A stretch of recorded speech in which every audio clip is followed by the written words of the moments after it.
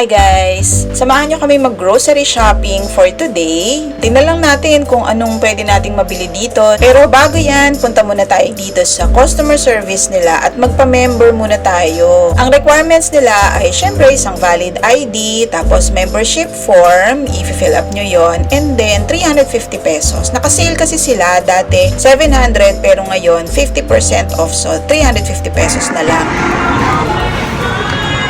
So, hi guys. Andito ako ngayon sa Landers. Nagpa-member ako ngayon. Hindi pa kasi ako member. So, ayun. Ngayon din ako nagpa-member. Tapos, ayan, tara.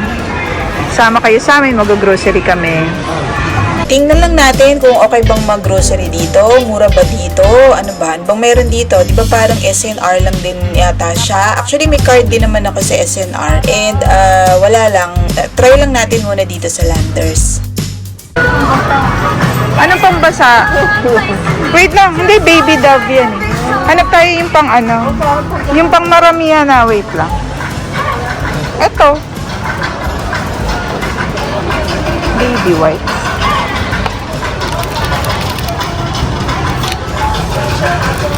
Hi! Yung mga coke mo. Root beer.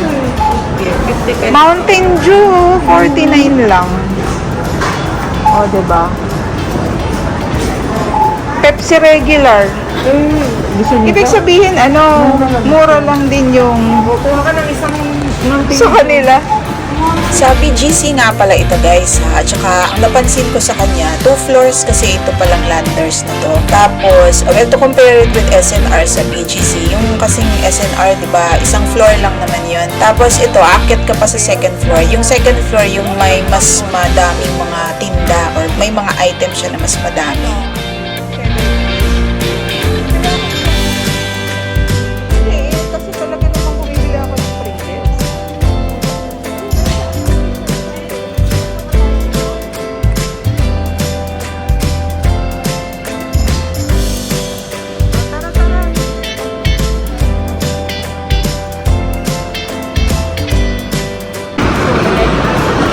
Ang mahal naman yan. Cheese curls, 159. Mahal ba to? Yan, 159. Actually, hindi ko alam kung mahal ba siya talaga o mas mura siya. Wala akong idea kasi kung anong price nito sa labas. Kayo, kung alam nyo kung mas mura nga ba siya dito, comment nyo na lang. O, diba yung kapatid ko? First time niya pumunta dito sa Landers ha. Tapos mamaya makikita niya yan. Dampot lang yan ng dampot. Hindi niya tinitingnan kung anong presyo. Basta nalang lagay ng lagay sa cart.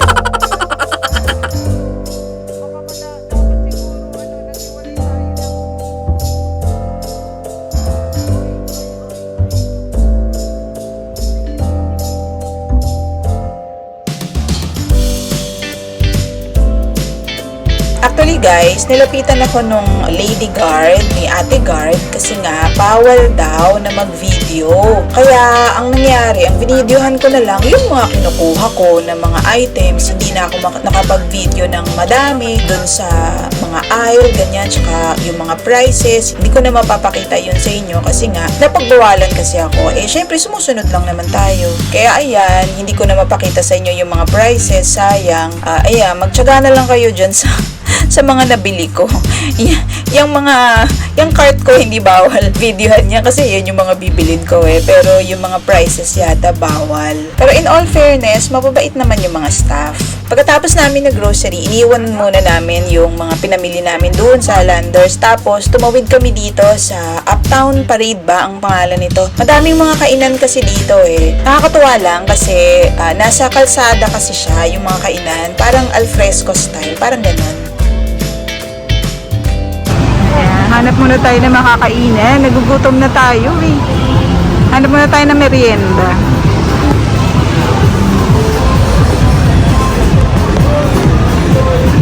Ito, burrito. Puro ano? Ayun o, Randy's Donuts. Dennis. Meron pa naman kaming biniling chicken.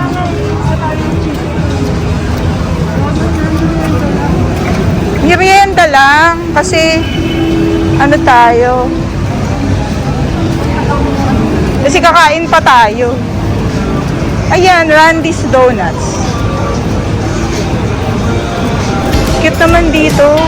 So ayun na nga, dito kami kumain sa Randy's Donuts.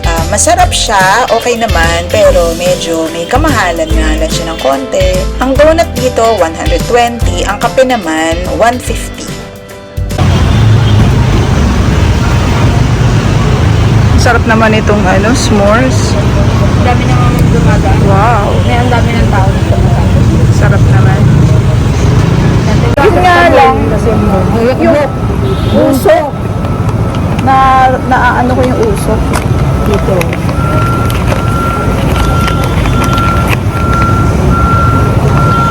May usok nga lang.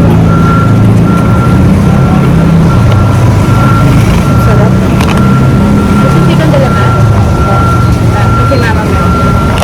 Ang sarap.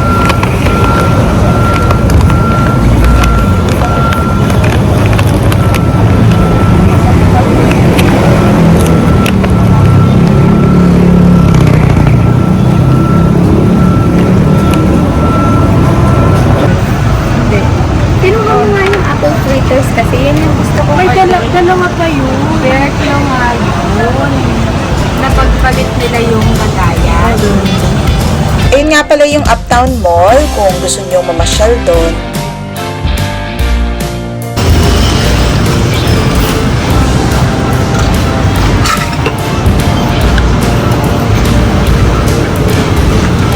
Ako din ayoko ng pakasin. Dalatang siya ng Caramel, okay lang. Ano ba yung sa inyo? Ano nga ba yan? may white eh. Randy's White.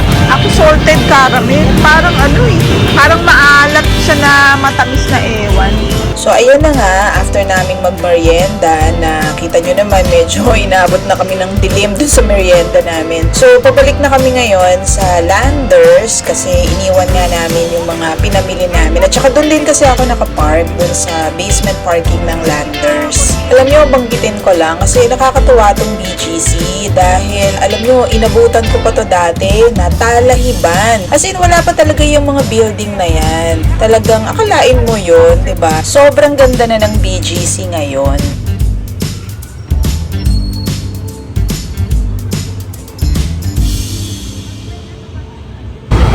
Yan, Landers.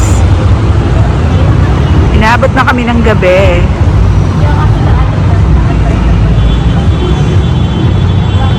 Landers Central.